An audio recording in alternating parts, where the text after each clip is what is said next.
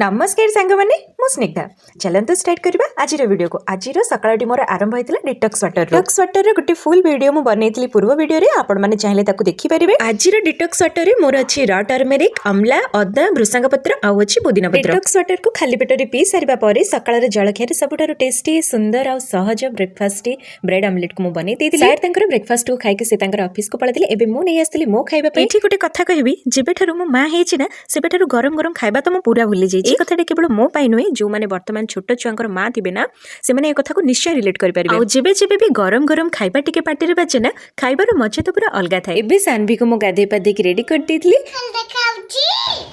ता question answer आपण माने निश्चय कमेंट रे देबे। थिला फ्राइडे नॉन वेज रे माछ आसी कि घरे पहुंची थिला तो सब बेले सेमती सिंपल वे रे माछ तरकारी बने। आज सेही माछ तरकारी बनेबी किंतु टिके डिफरेंट माने मसला रे टिके चेंज मसला रे टिके चेंज पूरा तरकारी रे टेस्ट को पूरा बढ़ाई दबो। मु एबे माछ को भलो भाबरे धुआ धुई करी ताको भाजी देइची। एबे मसला पई धळा सोरिस कळा सोरिस गोटा धनिया रसुण कंचा लंका अदा आ पियाज आउ हाँ मुझे जीरा पकेबा को भूली जाइए। आपण माने निश्चय जीरा पकेबे। मसला गुंड अपेक्षा गोटा मसला बटर तरकारी टेस्ट पूरा अलग। यही तरकारी पाई मु फूलकोबी नहीं आपण चाहिए आपण हिसाब रे नहीं पारंती नहले नहीं स्किप मध्य करि पारंती। बेसर मसला को भलो भाबरे कसी सारिबा परे सेथिरे मु टमाटो को गोल गोल करी काटी के पकेइछि। टमाटो को मु गोल गोल एथि पई काटिछि से मसला सहित बहुत जल्दी मिसी जिवो। एबे भाजी के रखिथिबा कोबी आ आलू को मसला सहित पकेइ देई ताको भलो भाबरे कसी के पानी देई दोछि।